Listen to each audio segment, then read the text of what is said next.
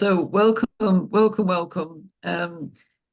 Today is July the 25th, and it's 9 a.m. here in the USA on the west coast of America.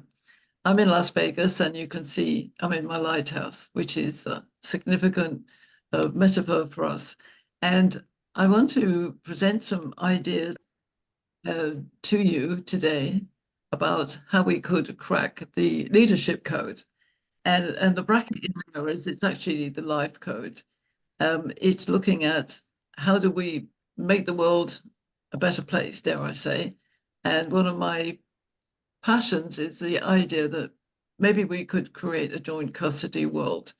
And my passion is that we find the power of authentic harmony between us. I am joined by Adolfo Meza, who's my colleague who has been amazing running some lighthouse meditations with me. And today we are going to look at actually ideas, content, and just some special offers that we want to add to the world. And we also want to invite you to be part of this because we can't do this on our own.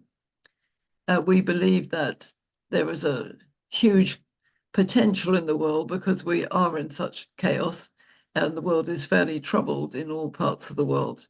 As many of you might know my story, I'm a Brit, brought up in London. I now live in Las Vegas with my husband, Jim, who's a musician. And I look at the world through many, many time zones and many lenses. And I do believe that we each have the potential to create harmony. And I was thinking about the fact that if you look at the word harmony, there's no harm on you. So if you divide Harmony, I saw that harm on you. We don't want to put harm into the world. That's my baseline.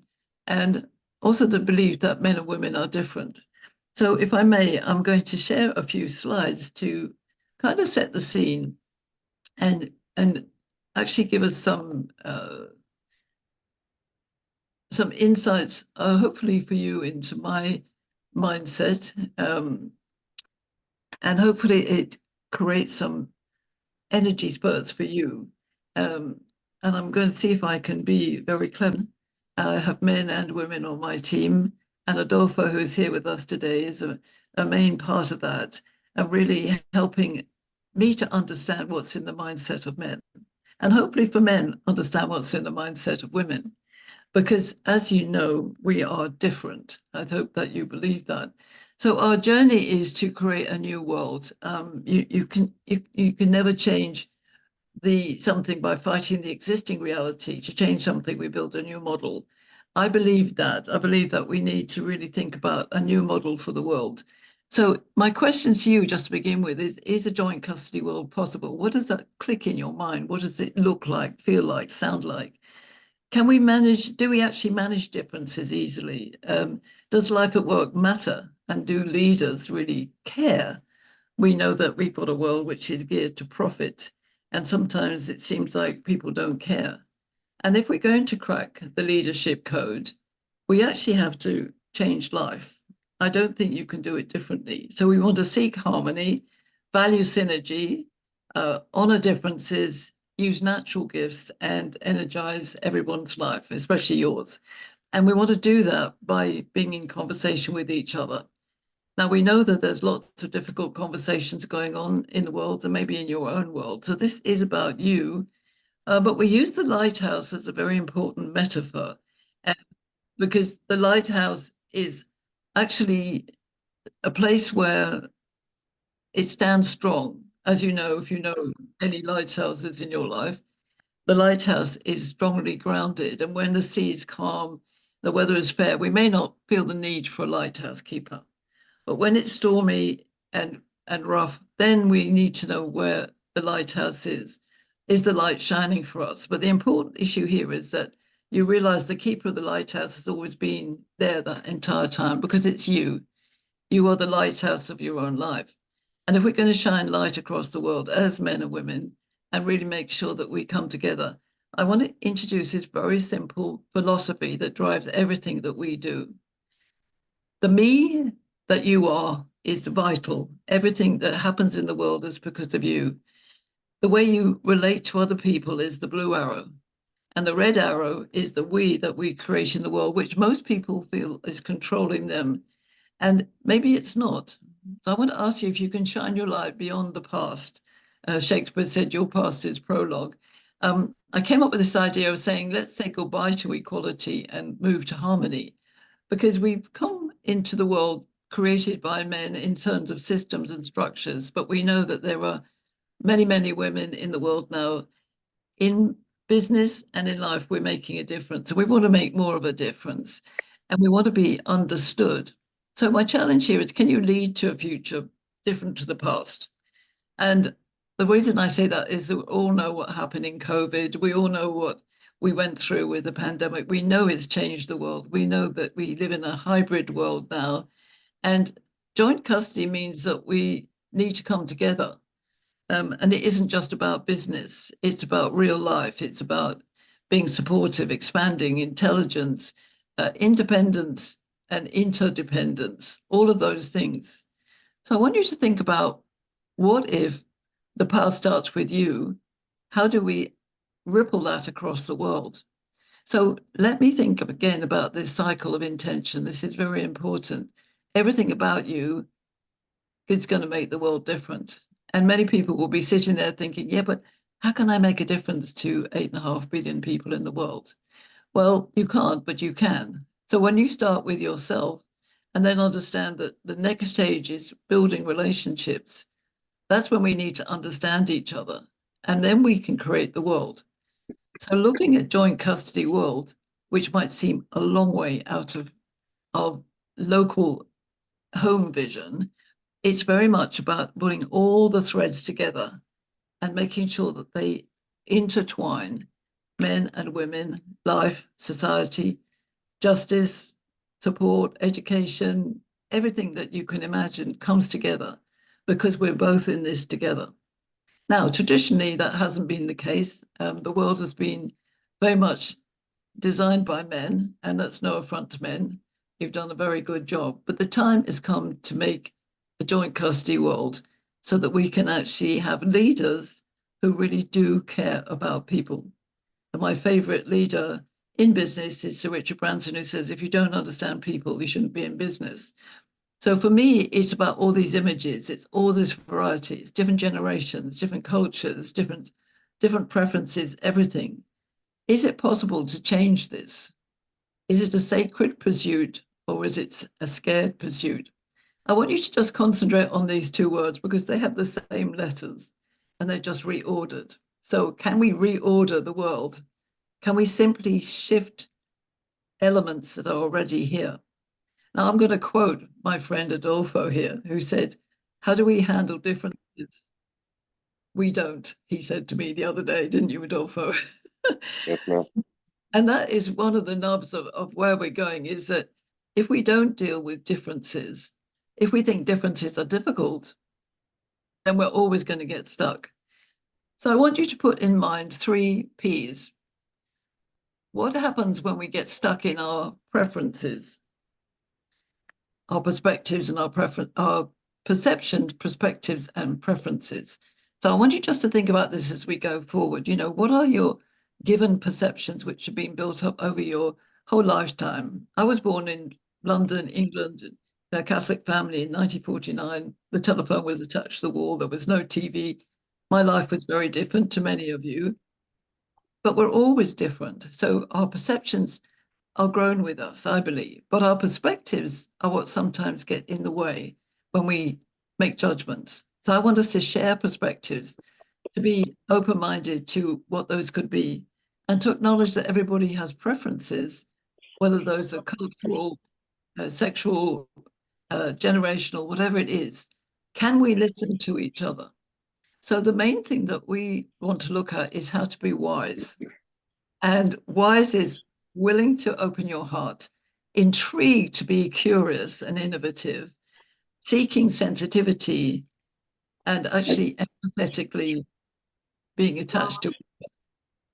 So are men and women different? I can hear somebody's. Can you all put yourselves on mute? So let's crack the leadership code. Men and women.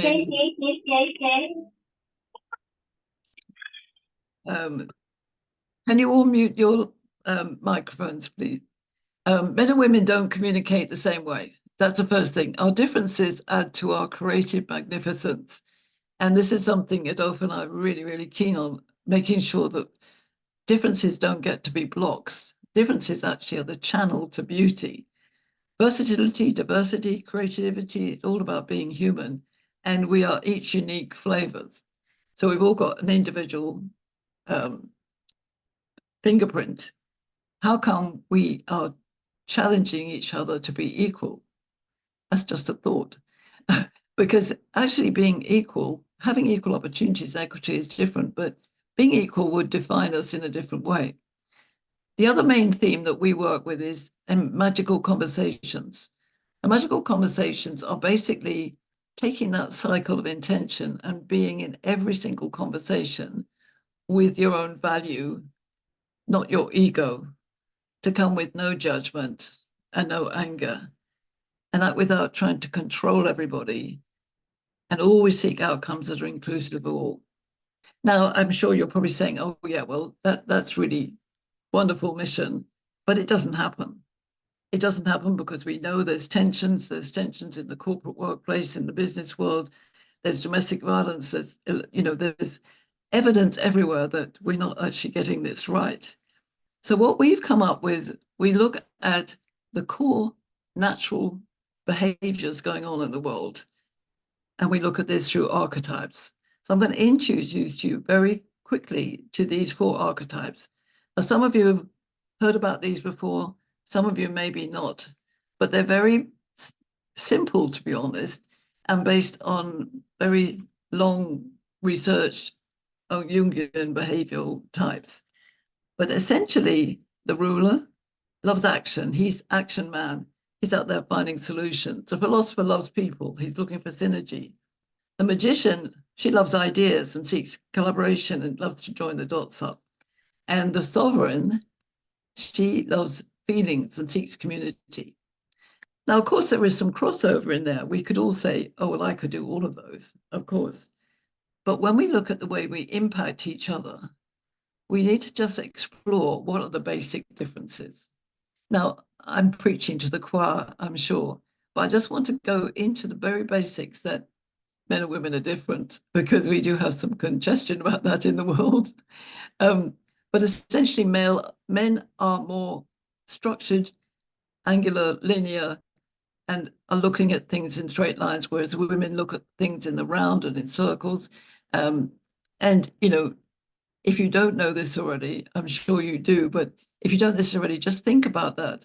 The world has been designed on a very straight line principle of let's get the task done, go out and make the money, and then we'll pay for everything else. You women stay at home and you stay there and have lots of conversations and babies and things like that. Now, I'm paraphrasing that from many, many years ago in the turn of the century, last century, not this one, the 1900s. Women were not able to do much in the world. The suffragette movement made sure that we got the vote, that we got placed in. But I think, whatever we fought for is done.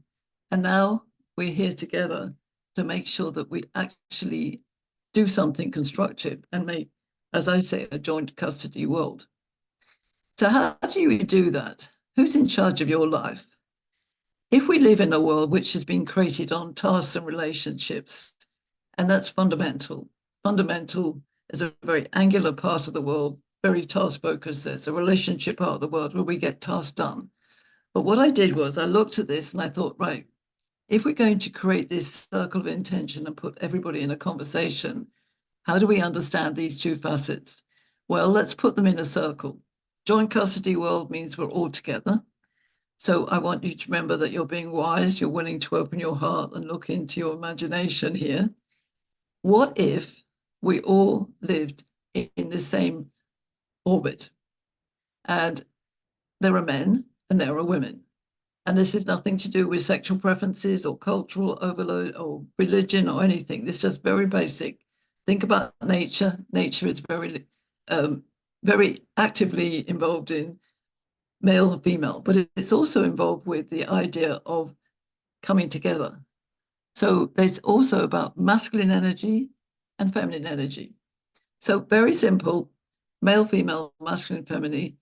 We can have 8.5 billion people in this circle. So it's not saying that we can't be different, but we're looking at what is our reactive behavior and who's running the world at the moment. So we might say that some of the masculine male leaders of the world are running the world at the moment. That's conjecture. You can agree or disagree with me, but the ruler is there and he's very action oriented. Sometimes he's wise, and maybe sometimes he's not wise. But there are other people in the world. So there are also philosophers, Nelson Mandela of the world, the servant leader, the observer of life, as opposed to the action man. Now, both can be both, but we're looking at where is your preference? Where is your place to be when you're in your extreme place? And this is why I made this map, because this is me, the magician. I kept on looking at the world and thinking, I don't know, there's a lot of action in me. I want to get things done, but I'm also a woman, so I'm also aware of this relational part, this nurturing empathy part. And as we know, the increase in emotional intelligence and emotional capacity has really hit everybody in the world of work that wants to make things more sustainable. Not everybody, unfortunately. So if we're going to crack this code, let's just look at some of the basics. And again, these are many things that you know, but think about them in the context of being in a conversation together about a joint custody world. How would we have a conversation if men are thinking in lines and women are thinking in circles? We want a joint custody. How do those two things come together? Men tend to do one thing at a time. Women do several things at once. And that sometimes brings up confusion in that middle circle. The men are going, well, just get this one thing done. And women are saying, no, I've got 100 concepts I want to bring here. Even our physical gestures can create misunderstanding and confusion and dissonance, because the man will nod to say yes, and a woman nods and she actually doesn't mean yes. If you didn't know that one, then think about it. And women tend to ask questions, not necessarily for answers. And this is a really critical one. Even at my age, 75, and I know this, I'm still amazed that men don't get this. But, often women ask questions and they aren't actually wanting you to tell us the answer. And men tend to work this more singular way. Women tend to work more collaborative. And remember, we want to get into the circle together. So the joint custody world has to be able to listen to these two parts. We still need to get the job done, but we need to have the relationships there. And we do that in different ways. So I can hear men saying, oh, but I do relationships. Of course you do, in a slightly different way. Women do tasks. Of course we do, but in a different way. I have a wonderful colleague in South Africa, Her Royal Highness Cozy, who says to me, I can do everything a man can do, but I do it as a woman. That's no affront to men. And I think it's really important that when we're under stress, we also do things differently. Men tend to flight or fight. Women tend to tend and befriend. So given that we're very stressed in the world, I think it's important to remember these different aspects that are going to come into the circle. Because remember, we're going to listen without judgment. We're going to share our perspectives and recognize that our perceptions and our preferences are sitting there on our shoulders. So what is driving dissonance? Because there is dissonance in the world. So if we just take this very simple map and we know these 4 characters, let's have a look at the conversation. So ruler will tend to be very action-oriented, very direct. He gets the task done. He says, when is it going to be done? The philosopher, the magician, is going to be action-oriented as well, but she's going to be a bit more chatty, a bit more collaborative, and the servant too, very circular. And then we've got our amazing philosopher, who we have got some on the call here today. And you will recognize if you're a philosopher man, you tend not to be leaping in straight away. You're the one there observing. You're the one where the ruler will say, oh, let me ask the philosopher for his roundup of the summary of this meeting. So my knowledge is that when we all get together in the right space in this circle, we can actually create anything, but we have to be wise. And remember, being wise means we move away from the past and we stop ourselves saying, oh yes, but in the past, this is the only way we can do it. We stop ourselves blocking and we free ourselves up. Now, there's much more complexity to this, of course, but the idea behind the map is that we want to solve problems differently. So this is just a fun illustration of solving problems differently. Now, interesting enough, I tend to do a bit of both, but we can get differences in one room, finding a solution. And if we don't accept that there are 10 of different solutions, we may never find the right one. Also to listen to our narrative, who's saying when, why, what, who's saying, let's direct the action, who's inquiring, who's asking what achievements happened. Our language will create energy, and everything is energy. And this is something we have really mastered with Adolfo's lighthouse meditation. And he'll explain a little bit of that in a short while. The meditation takes us into this energy state. It doesn't mean we all stay the same, but it means we take our specific archetypal energy and we start flowing together. Because remember, the co-creation of value means we have to listen to differences, and the differences are magnificent. So if we want authentic harmony, it's about the space between us. And I want you to test yourself on how many times you've sat in a meeting and thought, oh, I don't really like the energy, or something's going wrong, but you haven't been able to pinpoint it. That's where this idea that we're bringing comes in, because you can pinpoint it. You can even create scripts using AI to understand how these different characters can come together. So what I call magical conversations are without judgment, anger, or coercion. And we've run these very successfully in many client situations where, to start with, people are not sure what's going on. But actually, once they get used to it, they really understand that they're building trust. Because when you sit without ego and you don't have your title slashed across your head, you can actually listen and grow the most amazing new concepts. Now, obviously, there are principles. I won't go into these in detail. All of these are available in our work, in our book, when we run sessions with people. And clients really love this. Authenticity, trust, and respect, empathy. These are obvious things: balance, listening, sharing perspectives, clarity, transparency, response. Very, very interestingly, common words. The challenge is when you put them into the circle, is listening to the different archetypal responses. So that's the ongoing ideas. So just as a little gift to you, let's have an acronym here. Trust. Take the time to listen and be in the other person's shoes. It's really important. My granddaughter once said to me, you don't know my life and I don't know yours. And she was only 6. So I thought, I think I should listen. Review and adjust your behavior. If something doesn't work, think about the words. How can I do something different?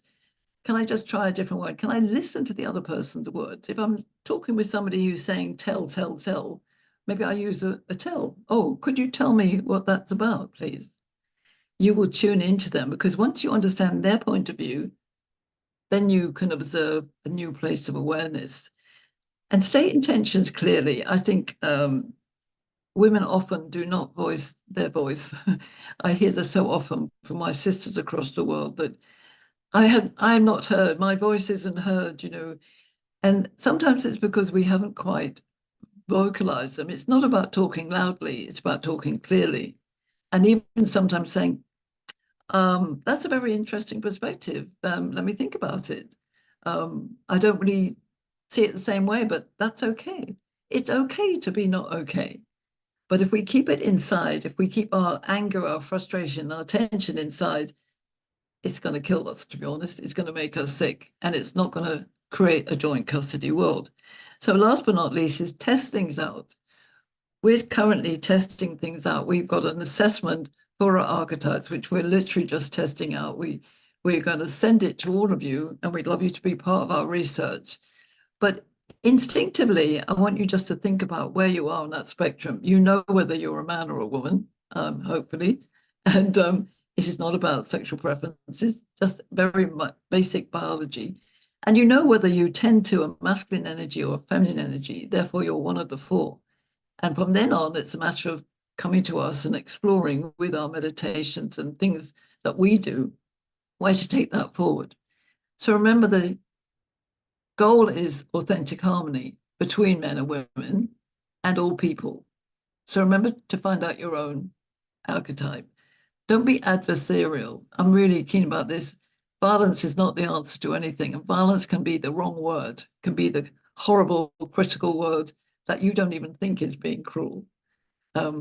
I know, for instance, as a woman, often that statement when a man says, "Oh, no, I'm not interested in that. We've got something better to do," it totally deflates you in a way that possibly it doesn't do for a man. So think about it. Men for women, women for men. I invite my sisters to invite men to this new blueprint. Engage with everybody with a mindful presence and other people in mind, and make sure you invite everybody's contribution. It's a circle. A joint custody world is not a fight, and that's what I'm absolutely so important. So we invite you coming here today is to regard all of these things and to find out more. Come and do our assessment. And please, we invite you to help us spread this word across the world, because we believe that everybody can be that lighthouse. Every company can be the lighthouse. So Adolfo and I'm going to invite Adolfo to share as well. We want to develop this Crack the Leadership Code retreat, potentially in Sedona and possibly in the Peak District in England, picking places which are energetically profound, and actually to take leaders into that space for 2.5 days and really, really transform them, really take them into a different status in their energy center. Most people are full of lots of knowledge. It's buzzing in their head. What we do with our experiences is what we will do in this retreat. And what you do with your curiosity and your wisdom and your mindfulness is what will come out of it. So that's one thing that we offer.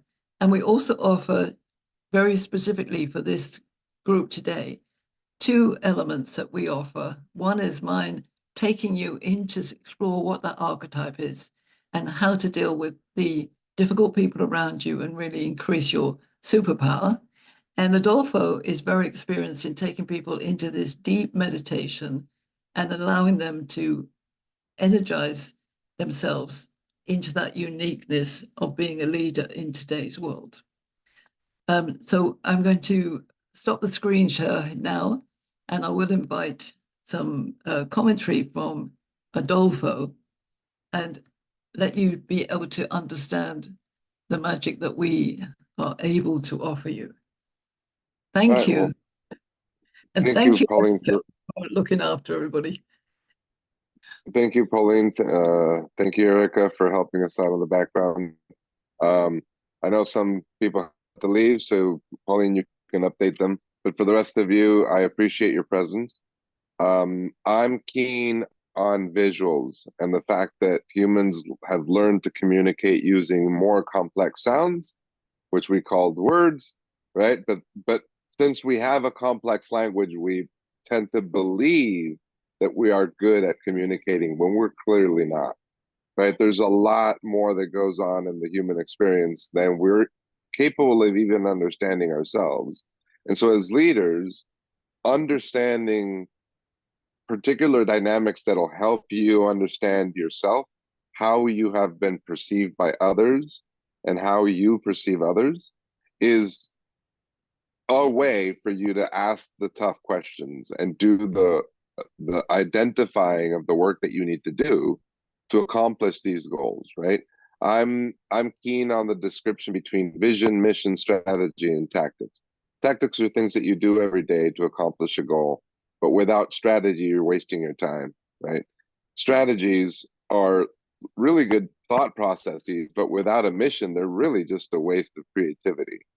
And a mission, right, overall with resources that it requires, without a vision is an absolute threat, right? You could have a bunch of us working on something that's not really good for us, right? So leaders should be okay with having a vision and knowing how to communicate it and asking for help appropriately and treating the people that will align to their vision and goals to know that they're different, right? A normal distribution mathematically looks like a bell-shaped curve. You cannot have a bell-shaped curve without outliers or without somebody 1 sigma away or whatever. If we were all quote unquote normal, it would not be normal, right? We would be average. And so humans are not average, we're normal, right? And that includes a very broad ability set, from artists to creatives to businessmen and women. And we want to empower the leaders that are stepping up in these generations to trust that what they see as a vision is something that they can share, and how to do that. So beyond all of these things that Pauline has discussed, you know, some of you have experienced this meditation.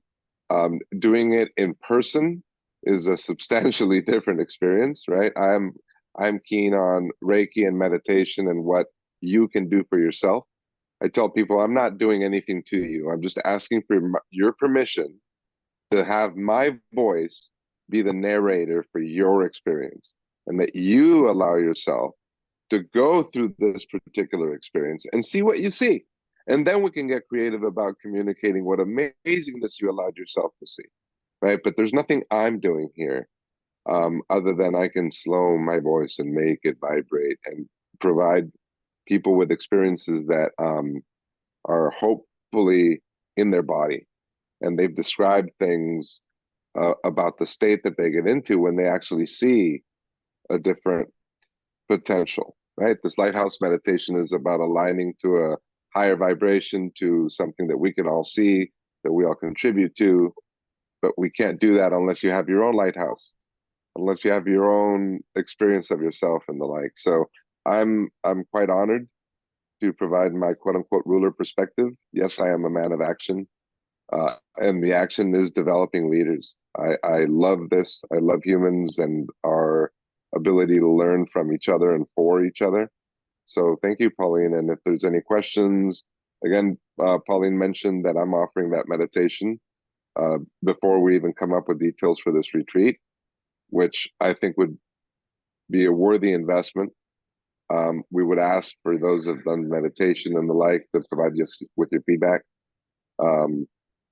And we can do that totally in person, and I'll guide you through some visualizations that will rock your world. So thanks. Absolutely. And I think what's interesting for me is, and there's people here, I was going to ask some comment from you as well, Tom, and Juan, and Erica, Cyprus, and obviously Victor and Josie. How does this shift the way we can do things? Because there's lots of leadership programs out there. There's lots of change programs. There's lots of transformation programs. I know all of you are probably involved in those.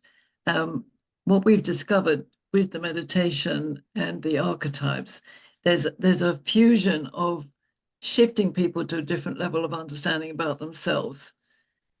And actually that would be a benefit to any culture change or transformation program. And that's why I see it. It's not necessarily taking over what you might do, but I'm seeing it as an additional advantage. I would like to give a quick example. I was working with a client in London. It was actually a female lead, and she had a department of 19. We worked with them. They were a very dysfunctional HR group in one of the Met Police buildings. They weren't police, they were civil servants, but they were in a very high pressure environment, and the tensions were palpable, and especially in the leadership team, which was 2 men and 2 women, and her as a boss. We worked with archetypes, with profiling, with workshops, with lots of things. The main thing is after 6 months, she said to me, this is amazing. It's not actually training, it's life affirming. And everybody shifted to a different level. I have to confess, bar one person who really didn't want to be there and actually left the department. But everybody else who was willing and wise shifted to another level. And a year later, the boss said to me, this was an amazing example of things changing forever. So that's where I think this work is, it changes your life forever. I've had that comment from so many people that I've introduced to their own archetype. And so let me invite each of you to make a comment on how you said, if you had a magic wand, who would you have for dinner party? And you could pick anybody in the world, dead or alive, but let's pick live people. What if we, between us, not necessarily now, but near, soon, is really pick the people who we believe would step into that space? I mean, I was picked Richard Branson, but somebody that has a prominent position in business or even in life. I know there was the elders. I don't know whether the elders are still a group. You heard about the elders? I know Nelson Mandela was part of that. Yeah, but I saw some of them in London a couple of months ago, so they're still very much active. They're still there. So how do we position what we're talking about into those right lighthouses? So my vision is, that's why I'm in my lighthouse today, is that if the lighthouse is the structure of the world as it was, and we're changing that lighthouse so that we bring in all the best men and women in joint custody to shine the light so bright, it really enters the darkness of the dark side of the world, which is male and female, extremely dysfunctional and not wanting to change. Because I agree with you, Tom, there are people who will just say, oh God, this is stupid. But we need to go and find the right lights to come together. Would you agree? And maybe we make a wish list and we just set the intention and manifest it. I know Erica and I are talking about the power of the Global Chamber of Commerce, which Erica's part of, and I'm planning to join. Is how do we find these places across the world? How do we tap somebody on the shoulder and say, you're our lighthouse and you have influence and the right kind of power to come together so that we actually get the light shining light. I don't want to wait, Yeah. And I just want to say, because I know that you're closing, Pauline, but I really want to continue to work on this live event, right? So that we can tap them yes. on the shoulder with, Yes. it's going to be an investment, right? I was planning around with saying, if I gave you 12,000 Monopoly dollars, what would you individually need to have gotten out of a retreat in Sedona to have felt that you invested the right amount of money for yourself, right? So I want to invite some other guest speakers. There's, food and lodging and the like to take care of these people so that it's also a quote unquote retreat and a vacation and a slow wait time and a quiet time. But I've done retreats and 2.5 days is really short. But if we can get to a point where these people leave with a notebook that has the segments of the conversation with some iconography that reminds you of the conversation that you had, and we guide you through these beautiful processes, it's to the level that they permit themselves to grow and their teams too, right? It's a positive competition cycle rather than Absolutely product based. And that's where we want help from everybody. And I will go back to all of you and also to all the people who clicked they would like to come to this event and who didn't make it today. I want to find out why they clicked it. What attracted them by the title, Cracking the Leadership Code? I'm not phased about them not coming. I know that's just the way it is with LinkedIn, but I want to know why, when that came through their inbox, they said, oh, right, I'm interested in that. There's something there. And so we want to make sure that we get the right dozen first people coming to this leadership so they can tell the stories, and then we can multiply it. We can do it in England. Tom and Jose, you were both in England. There's no reason we can't replicate this anywhere in the world. There are lots of, once it works and it's shining its light, there's no problem in finding other places to link it. People want that, they want the evidence that it's happened, and I recognize that. So we got to make this happen. I agree. Yeah, I'm so sorry. Erica, you're going to help me as well. I absolutely am going to help you. And what I think is, yes, we have a large hurdle to climb. Understood. I agree with Tom on that. And I also agree with Adolfo and with you, Pauline, because I feel that once you start vocalizing things, people tend to choose to listen to the negative, but it's not to say they won't listen to the positive. So how much are we vocalizing the positive and the facts? Really, the facts speak for themselves around this concept, right? It's completely achievable. So we just need to have those conversations and redirect people's attention to the positive instead of always negative. And also the miracle. I love it. I'm glad you mentioned miracle, Tom, because I think it is about, the world is in such a state. We do need a miracle, and we are part of the miracle. We can make it happen. Exactly. You said it. We are part of the miracle. Yeah. Oh, look at conscience observing itself. I love it. It's such a beautiful process to be part of. Pauline, as always, I am honored to potentially be the voice of structure in some of this change. I put a beach behind her because, you know, when we leave to our journey, it's always on a beach, and we get on a boat to everywhere, and I love it. And so looking forward to continue to collaborate and putting, like, really putting my intentions to doing something in the UK.